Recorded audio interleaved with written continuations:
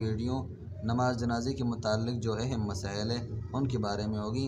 अक्सर नमाज जनाजा अदा करने वालों को ऐसे मसाइल दरपेश आ जाते हैं कि वो कहते हैं यार हम नमाज जनाजा अदा नहीं कर सकते हैं। उनमें से जो सबसे पहला और अहम मसला है वो नियत के बारे में। भाई वो कहते हैं हम इतने ज़्यादा अल्फाज नमाज जनाजे की नियत करते वक्त अदा नहीं कर सकते, इतने मुश्किल अल्फाज हैं, अरबी में हो या उर्दू में हो, हम अदा नहीं कर सकते, नियत नहीं कर सकते, लिहाजा नमाज जनाजे से वो पीछे रह जाते हैं।